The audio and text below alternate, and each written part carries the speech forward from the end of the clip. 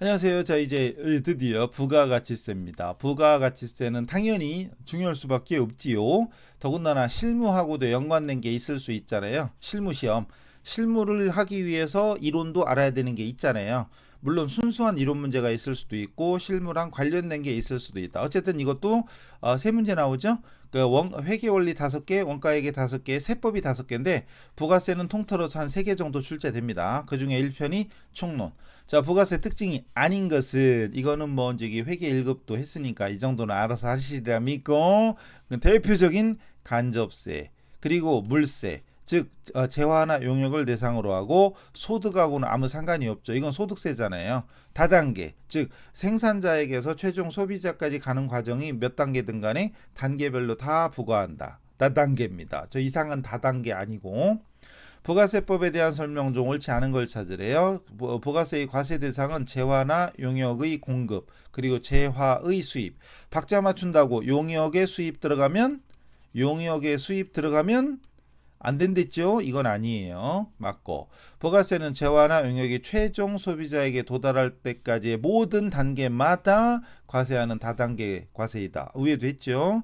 그 다음 납세 의무자와 실질적인 담세자가 일치하지 않는 대표적인 간접세고, 다 맞으니까 답은 4번.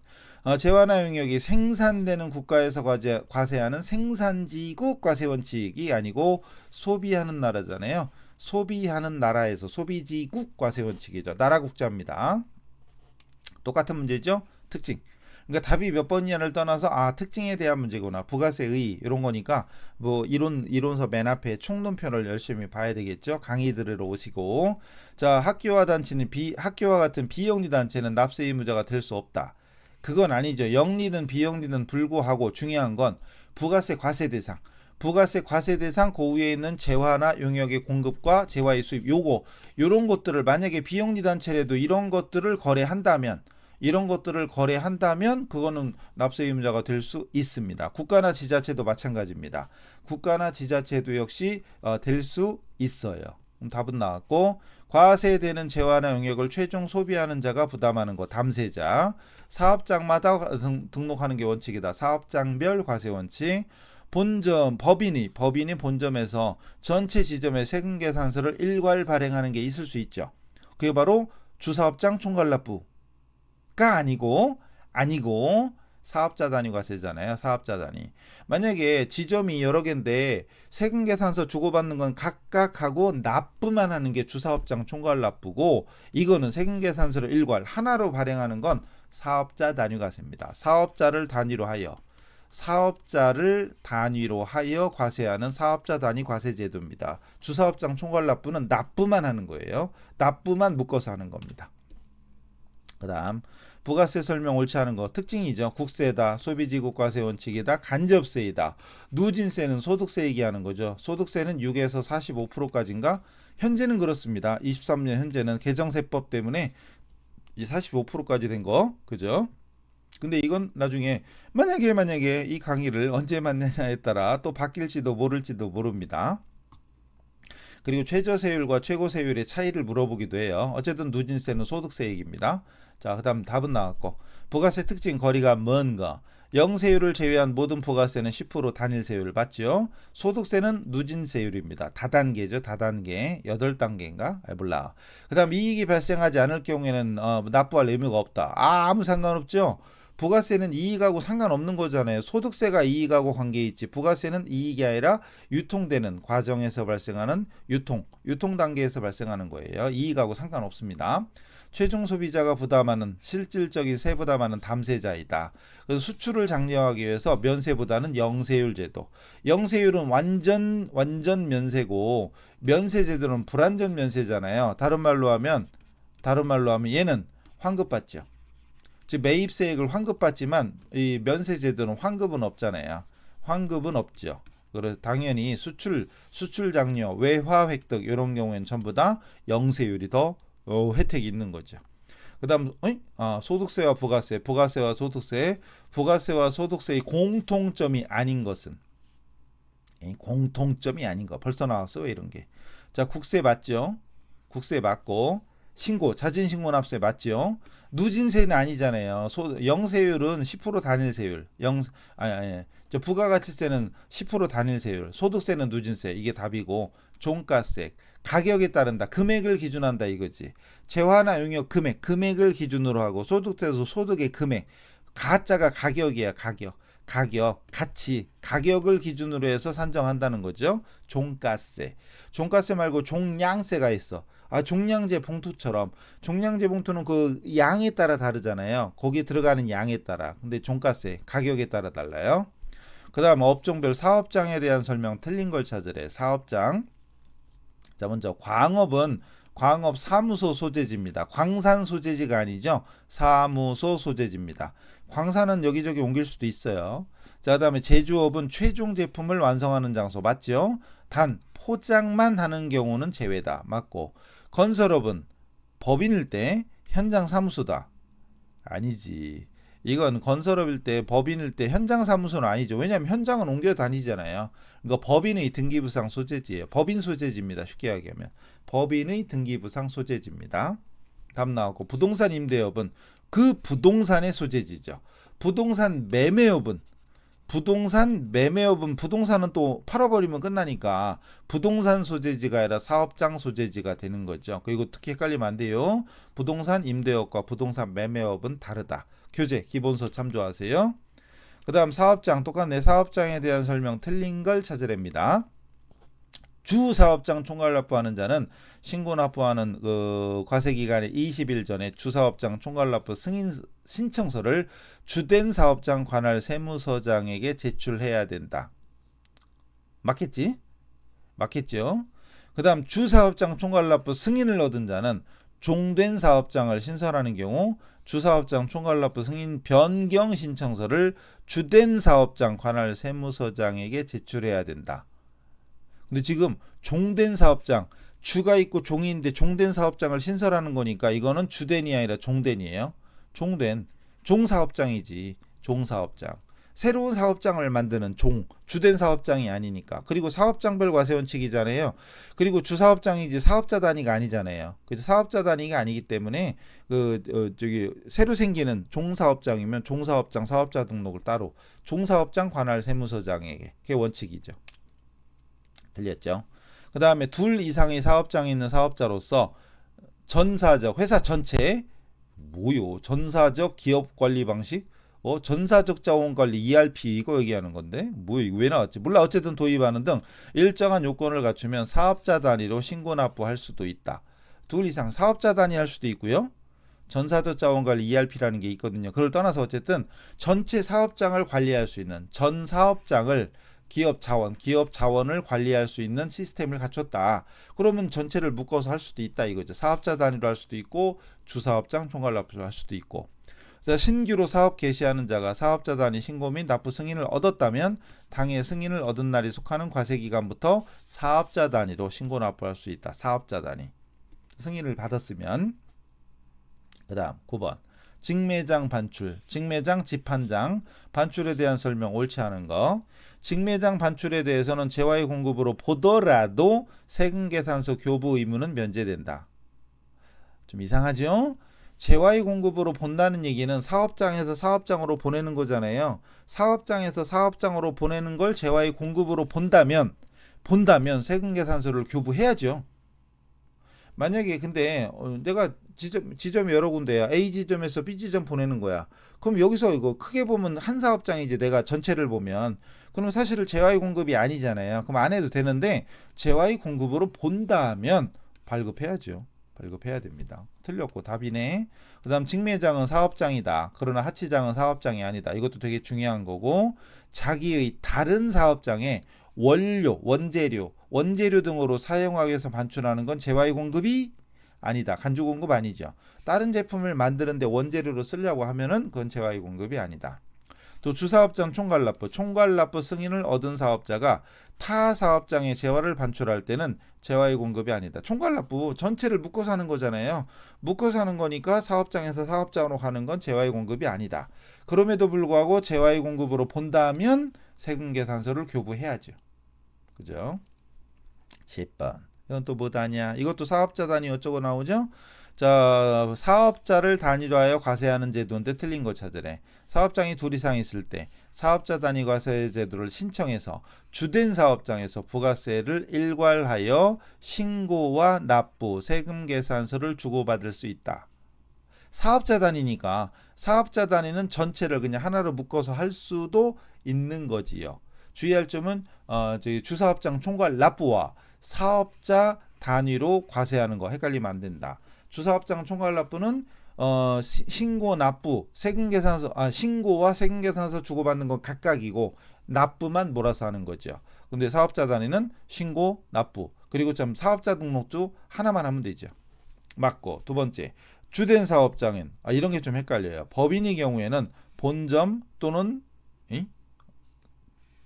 여기 법인의 본점 또는 개인의 주사무소 법인의 본점 또는 개인의 주사무소 근데 뭐야 법인의 본점 주사무소를 포함한다라고 돼 있죠.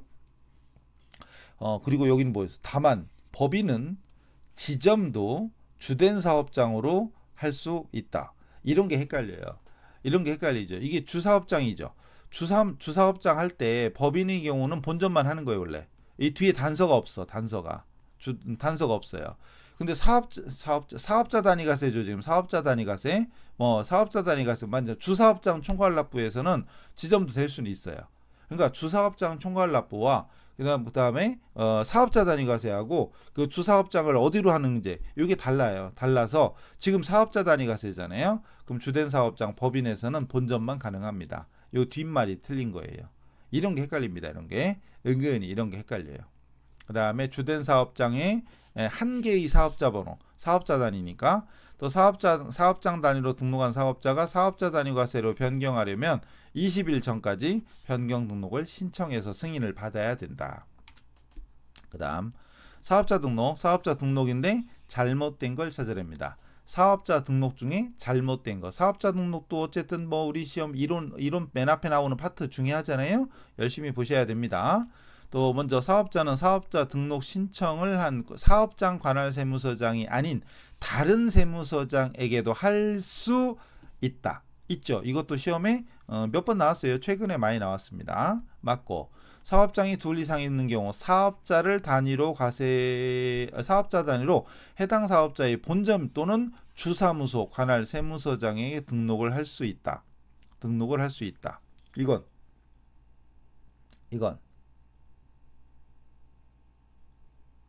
이게 잘못된 걸 찾으래. 잘 맞나? 사업자 단 둘 이상 있어 사업자 단위로 본점 또는 주사무소 관할 세무서장에게 신청할 수 있다.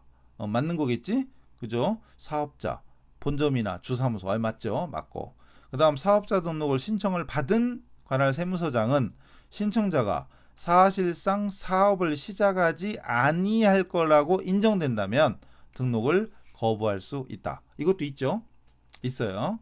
그 다음 사업자 단위로 신청을 한 경우에도 사업자 단위 과세가 적용되는 각각의 사업장마다 다른 사업자 번호를 부여한다. 이건 아니지. 앞뒤가 안 맞잖아요. 사업자 단위는 등록번호가 하나잖아요. 하나로 묶어서 앞에 어디 갔어? 앞에 문제에서 왜 저기 신고와 납부, 세금 계산서 수수를 하나로 묶어서 할 수 있는 거잖아요. 등록번호 하나고 예를 들어 사업자 단위가 아니라면 각각 해야지. 사업자 번호가 각각이죠. 사업장마다 달라. 그리고 주사업장 총괄 납부에서도 사업자 번호는 다르죠. 오로지 납부만 묶어서 하는 거니까. 근데 사업자 단위는 등록번호 자체도 하나죠. 하나라는 거죠. 이게 틀린 거죠. 4번이 답이네. 그 다음 이것도 사업자 등록이에요. 사업자 등록이고 틀린 걸 찾으래. 사업장마다 주사업장 이거 아니니까 사업자 단위 아니니까 사업장마다 20일 내에 사업 개시일로부터 20일 내에 등록을 해야 되는 게 당연한 거죠. 당연한 거고 신규로 사업을 개시하는 자는 사업 개시일 전이라도 등록할 수 있다. 있다 정도가 아니라 빨리 하는 게 좋다고 그랬죠. 빨리 해야 사업자 등록증을 어디 가서 물건 살 때도 바로바로 세금계산서 받을 수 있고 물론 주민번호로 받을 수 있지만 사업자 등록증을 제시하는 것만큼 깔끔한 게 없으니까. 그 다음 사업자 등록 신청을 받은 관할 세무서장은 이틀 이내에 발급하는 게 원칙입니다. 조사가 필요하다 그럴 때는 5일 연장하고 이런 식으로 하는 게 있어요. 그 다음 다 맞는 것 같은데 그 다음 상속으로 인하여 사업자 명의가 변경될 때는 폐업을 하고 신규로 등록해야 된다. 이건 아니죠. 만약에 상속은 누가 죽은 거잖아요. 죽고 나서 상속하는 거지. 그럼 이거는 폐업 사유는 아니에요. 폐업 사유가 아닙니다. 그냥 정정하면 돼요, 이건. 근데 만약에 상속이 아니라 증여야. 그럼 증여 같은 거 개인 사업자 명의 변경은 폐업 사유예요. 폐업을 하고 새로 등록해야 돼. 폐업을 하고 다른 거죠. 상속은 상관없어요. 변경만 정정만 하면 됩니다. 이제 상속하고 달라요. 증여하고 달라요. 그리고 또 기본서에 보면 표에다가 막 정리해 놓은 거 있잖아요. 참고해서 읽어보셔야 되고, 또 사업자 등록이고 또 틀린 걸 찾으래. 사업장마다 개시일부터 20일 이내 똑같은 문제고, 1, 2번은 똑같네. 신규 사업자 개시일 전에 할 수 있다. 1, 2번 위에 12번하고 똑같고요. 3, 4번은 다르네. 얘하고 얘 다르죠? 얘는 사업장이 둘 이상 있는 경우 사업자 단위로 해당 사업자의 본점이나 주사무소 관할. 아까 위에 있는 거 있었죠? 이 문장 있었죠? 맞는 거죠? 그럼 위에 있던 문장 똑같은 겁니다. 할 수 없다야? 한글을 못 읽어. 1, 2번이 똑같은데 여기는 있다고 여기는 없다네. 한글을 못 읽어요. 그럼 이거 틀렸는데? 그죠? 또 사업자 단위로 신청할 때는 사업자 단위 과세 적용 사업장에 하나의 등록번호가 부여된다. 아까 여기 어디 갔지? 그 위인가? 위에 있어. 11번이에요. 여기 있네, 여기. 이 문제. 아이고. 이거죠? 자, 이 11번의 4번이랑 13번의 4번이 뭐가 다른지 보이죠? 참 한글을 잘 읽어야 돼. 어쨌든 얘는 있다 없다. 그래서 2번이 틀린 거네. 그래서 위에 있는 거랑 비슷한 문장들이 자꾸 보이죠. 그러니까 문제를 많이 풀다 보면 비슷한 게 많이 보일 수밖에 없고, 또 그런 걸 자주 풀다 보면 당연히 실력이 쌓이는 거고 기억력이 유지되는 거죠. 자꾸 보셔야 됩니다. 또 사업자 등록이야. 많이 나왔죠? 많이 나오고 지금 여기 있는 문제가 다 우리 기출 문제들이에요. 신규 사업자 개시 전에도 할 수 있다. 다 잘 읽어야지. 있다. 맞지요? 있다. 있다 없다를 못 읽어. 그죠? 그 다음 사업자 등록 신청을 받은 세무서 3일이네? 아까 2일이 아니었어요? 2일이네였잖아요? 그죠? 2일이네야 원칙이. 이것도 옛날에 좀 바뀌긴 바뀌었구나. 2일 이내입니다. 원칙은 2일 이내고 연장할 수 있습니다. 조사가 필요하다면. 또 거부할 수도 있죠. 신청만 해놓고 사업 안 할 것 같다 인정될 때는 거부할 수도 있어요. 그럼 답은 나왔고요.